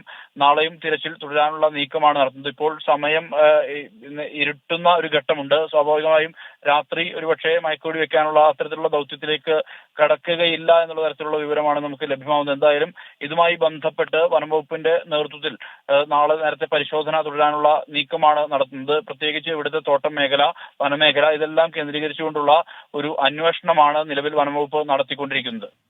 ഈ സുർജിത്ത്, നരഭൂജി കടുവയെ പിടികൂടാനുള്ള ഇപ്പോഴത്തെ ഈ ദൗത്യത്തിൽ നാട്ടുകാർ തൃപ്തരാണോ? സംബന്ധിച്ച് ആദ്യഘട്ടത്തിൽ വലിയ രീതിയിലുള്ള പ്രതിഷേധം ഉയർന്നിരുന്നു നാട്ടുകാരുടെ ഭാഗത്ത് നിന്ന്. അത് ഈ പ്രജീഷിന്റെ മരണശേഷം ഉണ്ടായിട്ടുള്ള വലിയ രീതിയിലുള്ള പ്രതിഷേധവും അമർഷവും പല ഘട്ടങ്ങളിലും അത് പ്രതിഫലിച്ചതുമാണ്. പക്ഷേ ഈ ഘട്ടത്തിൽ നാട്ടുകാർ പൂർണ്ണമായും വനംവകുപ്പിനോട് സഹകരിക്കുന്ന നിലപാട് സ്വീകരിക്കുന്നുണ്ട്. കാരണം ഈ ഇവരുടെ ദൗത്യവുമായി ബന്ധപ്പെട്ട് വനംവകുപ്പുമായി നിലവിൽ സഹകരിക്കുന്ന നിലപാടാണ് നാട്ടുകാരുടെ ഭാഗത്ത് നിന്ന് ഉള്ളത്. പക്ഷേ അവരെ സംബന്ധിച്ച് ആശങ്ക നിലനിൽക്കുന്നുണ്ട്. പ്രത്യേകിച്ച് ഈ കടുവയുടെ സാന്നിധ്യം ഇവിടെ ഉണ്ട് എന്നുള്ള സ്ഥിരീകരണം കൂടി ഉറപ്പായതോടുകൂടി അത്തരത്തിൽ വലിയ രീതിയിലുള്ള ആശങ്ക പ്രദേശത്ത് നിലനിൽക്കുന്നുണ്ട്. പക്ഷേ വനംവകുപ്പുമായി മറ്റു രീതിയിലുള്ള പ്രശ്നങ്ങൾ നിലവിലില്ല എന്നുള്ളതാണ് നമുക്ക് വ്യക്തമാവുന്നത്. ഗോപി, ശരി. സുർജിത്ത് അയ്യപ്പത്താണ് വയനാട്ടിൽ നിന്ന് വിവരങ്ങൾ എത്തിച്ചത്. നമുക്ക് ഇന്ന് സംഭവിച്ച പ്രധാനപ്പെട്ട വാർത്തകളാണ് നമ്മൾ പരിശോധിച്ചത്. ഇനി ഏറ്റവും പുതിയ അപ്ഡേറ്റുകളിലേക്കാണ് നമ്മൾ കടക്കാൻ പോകുന്നത്. ഇപ്പോൾ കിട്ടിയതാണ് ഇനി പ്രേക്ഷകർ കാണാൻ പോകുന്നത്. പ്രജിൻ സി കണ്ണനുണ്ട് ഏറ്റവും പുതിയ വാർത്തകളുമായി പ്രേക്ഷകർക്കൊപ്പം ഉടൻ. നമസ്കാരം.